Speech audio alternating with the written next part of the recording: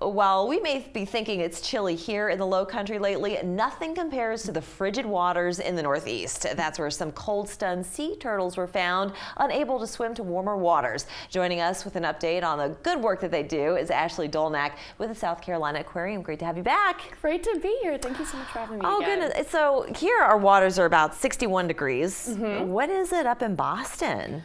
I wish I could tell you, but I know it gets much colder than that, you know, especially with lakes and freezing over and everything around there. The waters up there can definitely get pretty icy this time of year. And I know that sea turtles, they migrate, and so they go to where it's warmest, and then they travel up and down the coast, but then they get stuck sometimes. Is that what happens? That's exactly what happens. So in this case, for example, back in November off the beaches of Cape Cod, Massachusetts. So if you're familiar with Massachusetts, they have that kind of hook right there in the bay. So it's pretty common sometimes that turtles might get stuck in that hook area with the currents and not be able to make it back out to the open ocean to be able to migrate back down south. So they had a pretty large stranding season this fall when the waters got really cold. How many?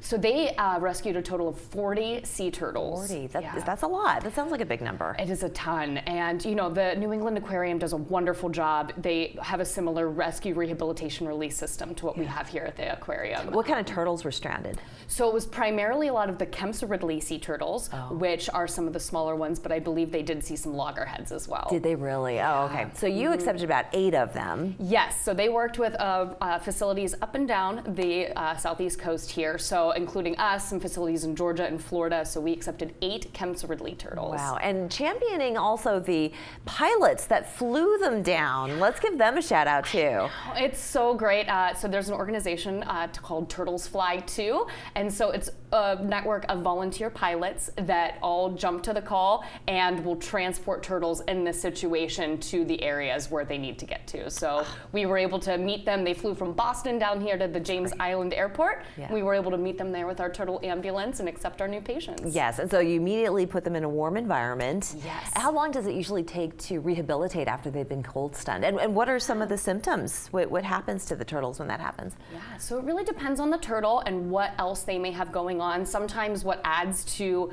the stunning and the stranding is if they already have maybe a pre-existing condition, they're a little more likely to become cold stunned when it happens. But even aside from that, other turtles, once they do become cold stunned, one of the main things that we see is pneumonia.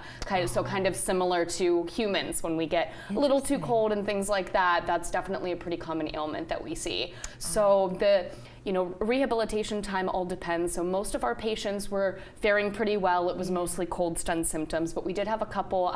Olaf, for example, had a boat strike wound that looked pretty new. So it's possible that that boat strike, was affecting the buoyancy that he was able to handle and really added to the fact that he got stranded there. So his rehab time might be a little bit longer, but for the most part, it can be a fairly quick turnaround just once you get them back stable. Sure. They can quickly come to health with the right care. TLC, it does a body good, but you do have one that does have an interesting condition. Yes. And this turtle's name is Mercury. Yeah. And so tell us more about Mercury. Yes. So why Mercury? Mercury. So Mercury is our first patient of 2022, and every year we select a theme to name all of our patients. So 2022's theme is planets and constellations. So we're going to be taking our universal love of turtles out into the universe this year for our themes. So we're starting with Mercury, the planet Mercury. But it does have an interesting condition. So what is affecting this particular turtle? Yes, so we noticed right off the bat that this turtle was experiencing symptoms of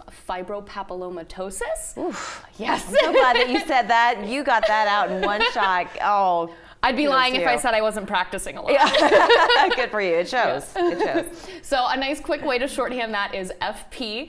And so that's a condition where sea turtles will develop tumors along their body. And then that, of course, depending on where those tumors are growing, can really affect the way that they're swimming. It affects their buoyancy, which can lead to some other struggles and issues that they might encounter. And just overall, the general health and well-being of the turtle is affected. So these tumors, they occur inside, outside, and they affect the way they they swim, but you can have them surgically removed? Yep.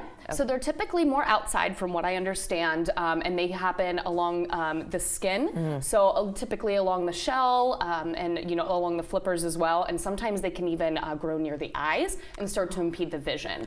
So, but they are surgically removable, and luckily Mercury is in great hands here at the South Carolina Aquarium and has some smaller tumors. So there are still some along his back flippers, rear flippers. But he's in good hands. He's in excellent hands. Definitely. All right. So you're always needing help, support from the community to just keep this program going, which you're doing such a wonderful job. Anything else that you wanted to give people kind of some knowledge as to how they can help and chip in? Sure. So as we approach the warmer weather, as many of us know here in South Carolina, sea turtle nesting season will be starting in May. So May through October, we'll be wanting to make sure that we're keeping our beaches clean, maintaining that light pollution. So there's a lot of great ways that you can help.